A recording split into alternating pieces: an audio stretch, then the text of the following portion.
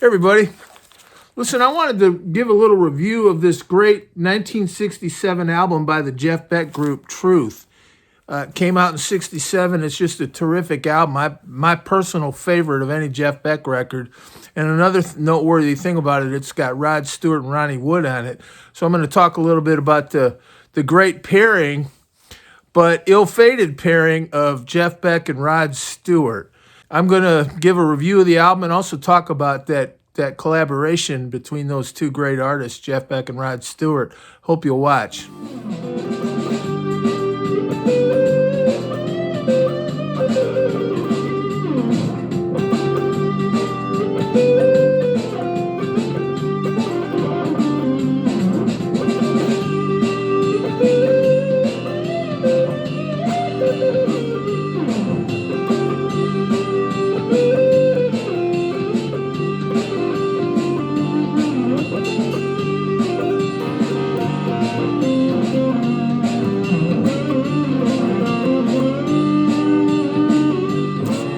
But I wanted to talk about this album, Jeff Beck Truth. It came out in 67. I hope I'm getting that date right, but it came out in 67. Now, I grew up in the 70s, and the big album in the 70s was Wired. That was the one I kind of grew up hearing, and the one right before it, which was Blow by Blow. I don't have a copy of that. And that was the period when he had already kind of made the change to being an instrumentalist, and he started playing with Jan Hammer. And that's great. And that's where you got sort of pretty popular radio favorites like Blue Wind, Freeway Jam. Another song they used to play on the radio was actually from his second version of the Jeff Beck Group, which is I'm going down, down, down, down, down, down. But that's not on Truth. But you know,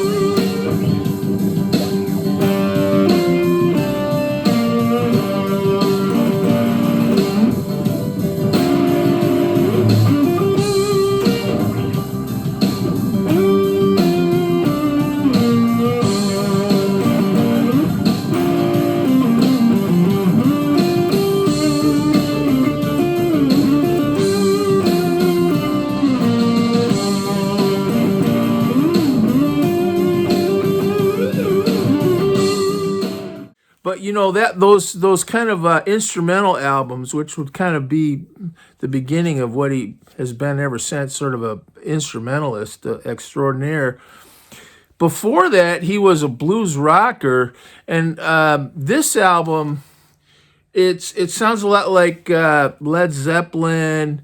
I won't say it sounds like Cream because it's got nice keyboards on it, and I think the singing is Rod Stewart's vocals elevates it above some of those other bands. But it is kind of that blues rock.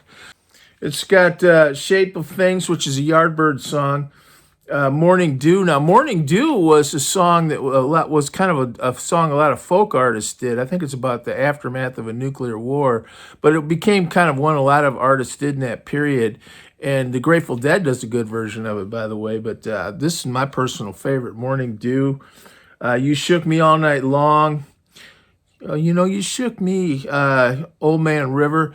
You know, it's got kind of standards on it. You know, it's one thing, and another thing I might say about it, it doesn't have original songs on it much. It's got Green Sleeves. It's got Rock My Plim Soul. Ain't Superstitious, but a Black Cat Crossed My Path. And one thing, you've got Rod Stewart there. Now, I don't know how much he'd been doing yet, but Rod Stewart's a great songwriter. And they weren't really tapping into that yet. But it's just a really, really good album. And it's kind of old school Jeff Beck, which was hard blues rock. And just a superb album. I don't think it gets is credited enough. And then that band blew up. That band with Rod Stewart and Ronnie Wood in it, which was an outstanding band. And I wanted to say a little bit about that because I've got a couple other albums that'll kind of maybe shed some light on that. This is Guitar Boogie. Now, Guitar Boogie, when I was a kid, if you had Guitar Boogie, you were the coolest guy in town because it was impossible to find this. It would be like a rare import or really obscure. Today you can probably get it on eBay in a week, but anyway, this is an album that came out in 1971, but it's old Jeff Beck, Eric Clapton, and Jimmy Page takes from around 1965. And there's a lot of mythology about this album. I think this album was a source of some dissension between Clapton and Jimmy Page, because Page somehow ended up publishing it or releasing it, and Clapton didn't feel he'd had enough input into it, or didn't feel the material was up to par. And I don't know the story. But anyway, one of the cool things about this album was you got one of these old-fashioned essays. You might have heard me talk about that. Some of these old albums, you'd get these kind of essays. I guess that was back when people liked to read, right?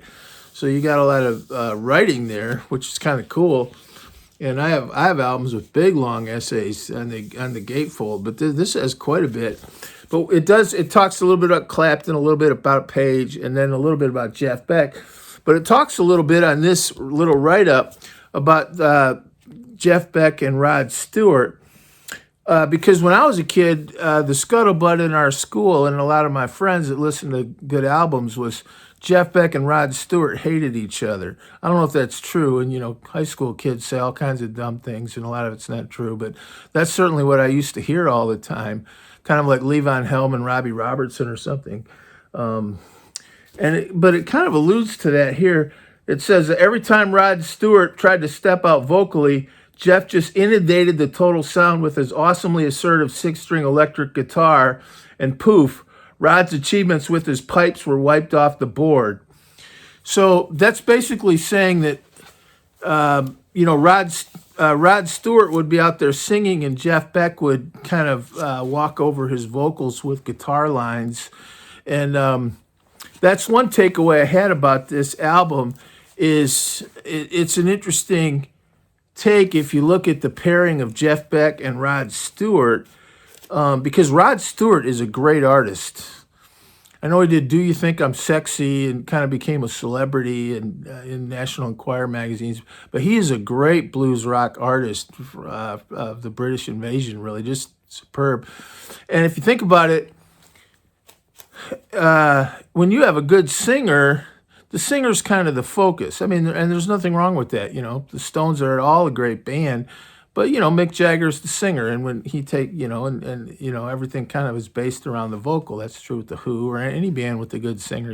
That's just part of musicianship. And it sounded like Jeff Beck would kind of stomp on Rod's vocals, and maybe.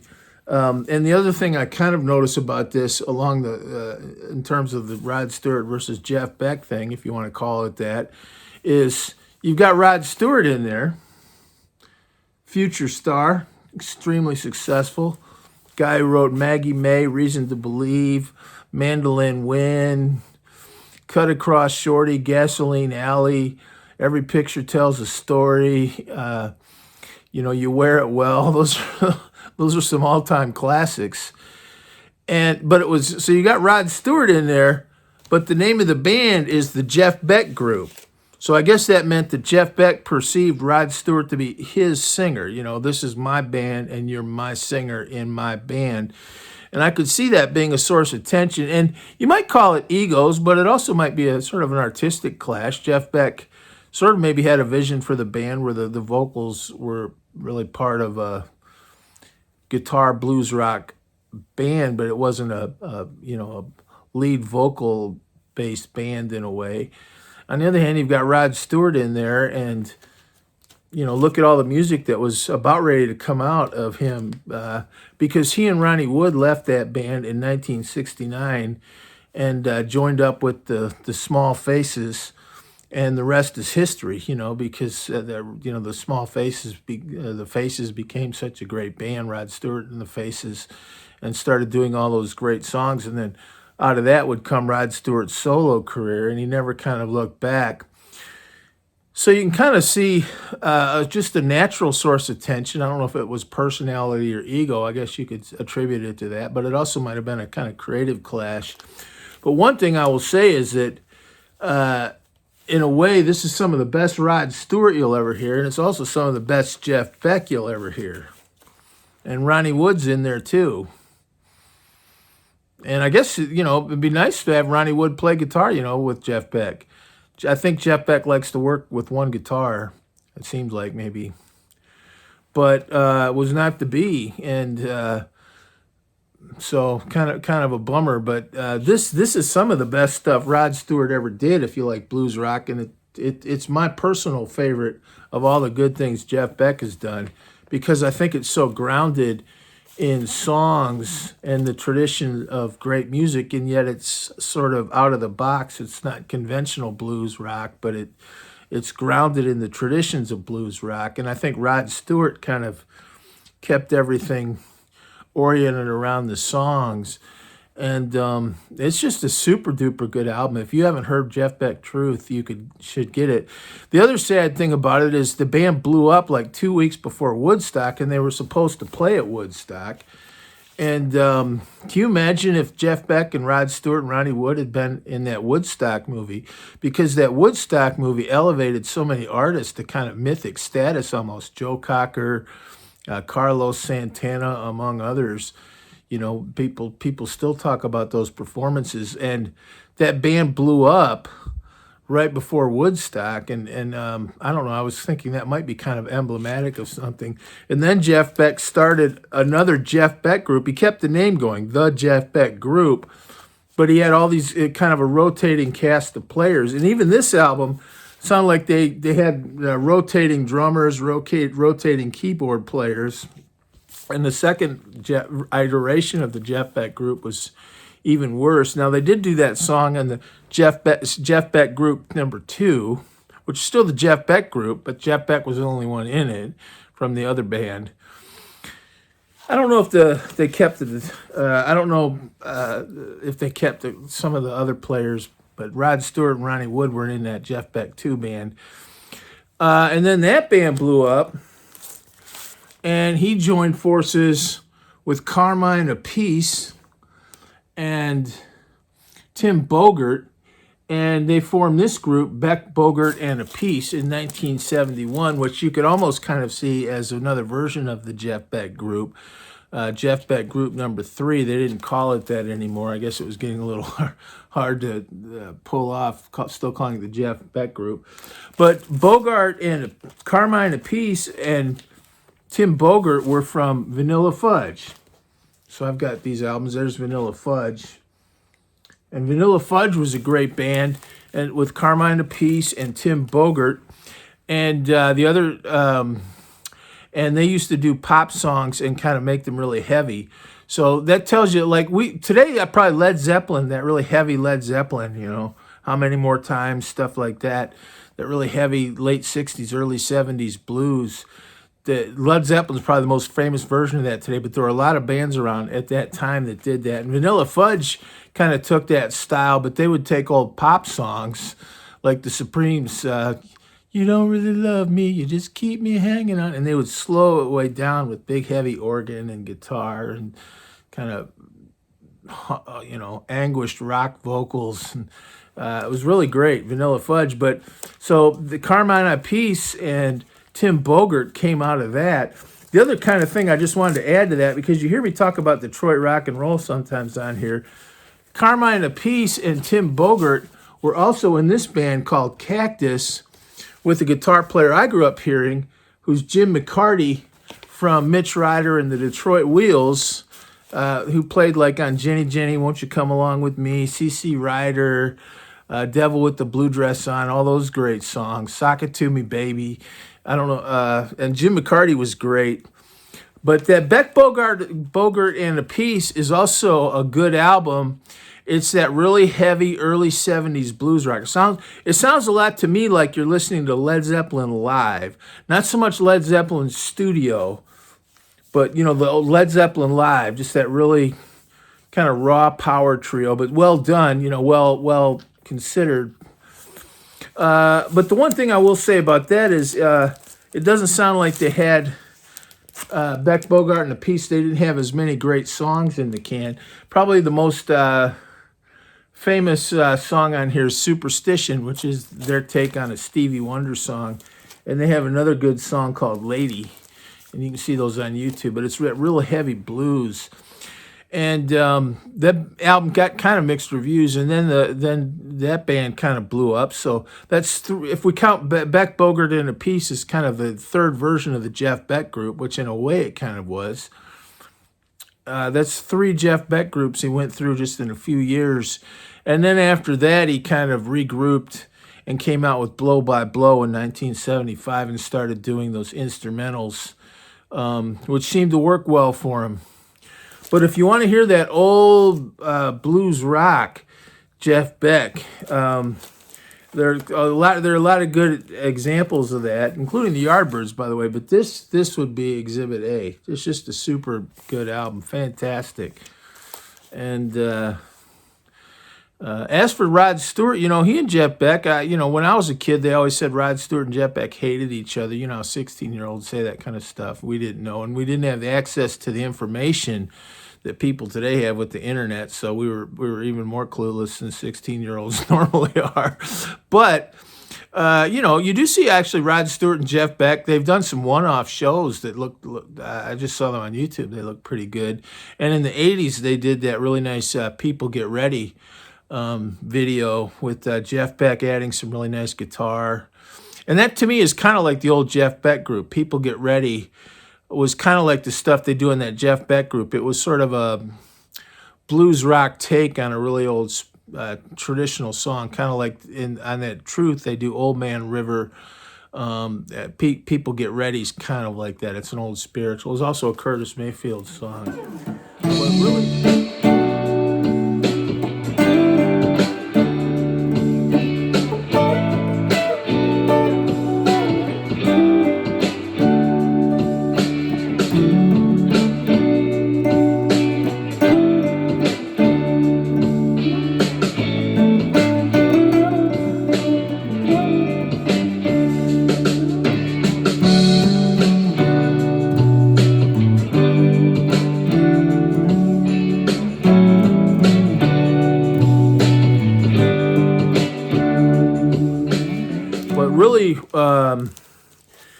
all those albums are worth hearing, but this is the best. And actually, I think the reason it's the best is because of Rod Stewart and Ronnie Wood, because I think it really wasn't just the Jeff Beck Group. It was, you had a really good singer to kind of ground things. Even on that Beck, Bogert, and Appice, they didn't really. Carmine Appice was the singer, which is good. He sings well, but they didn't really have it. He's the drummer. They didn't really have an out front singer, way out front.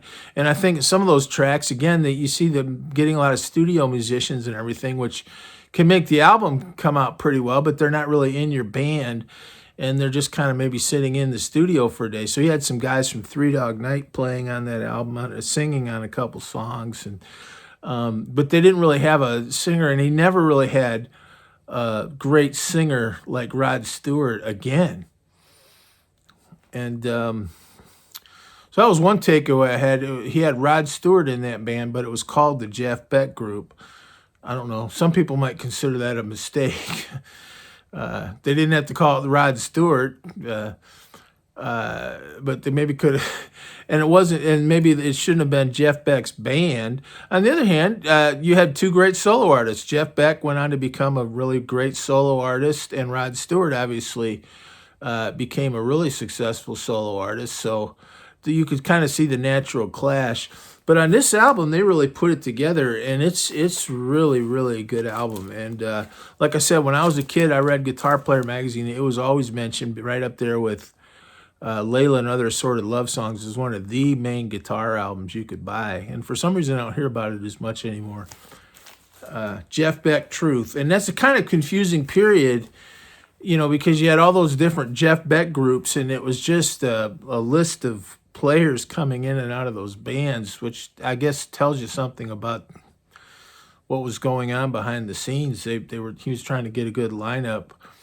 And once this band blew up, it just kind of unraveled even further. Even on this album, he's got a bunch of different people playing keyboard and drums. But once Rod Stewart and Ronnie Wood left, everything really started to tumble downhill with a bunch of different people. That Beck Bogert and Appice is kind of worth hearing. It got pretty poor reviews, actually. I was reading some of the reviews, and I guess I can see where some of those are coming from. They don't really have, like, if you look at it's right around the time of Led Zeppelin 4, so you can't really, it's not even a fair comparison. But Led Zeppelin 1, 2, all those early Led Zeppelin albums, it's right around the same time. And Jeff Beck's a great guitar player, but what Led Zeppelin had, among other things, was such great material.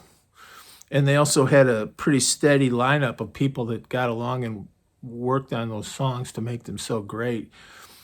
And this sounds almost like, it's good. It's good. But this is the best of that earlier period of Jeff Beck. If you if you think of Jeff Beck as kind of playing those songs with his fingers and using the tremolo bar a lot, playing like Somewhere Over the Rainbow, Nessun Dorme, which is that opera song that Pavarotti sang, or some of those instrumentals he does. If you want to hear the old hard rock Jeff Beck, it's like Cream, it's like Hendrix, Leslie West Mountain. This is the album of the several he did in that period. This is the one I would recommend. Jeff Beck Truth, Jeff Beck Group. And it also is a testimony to how great an artist Rod Stewart is, in case anybody forgot that, when he started doing Do You Think I'm Sexy, which, by the way, was co-written by Carmine Appice. But it reminds you again of why Rod Stewart was great, is great. Great album. Happy New Year. Thanks. God bless.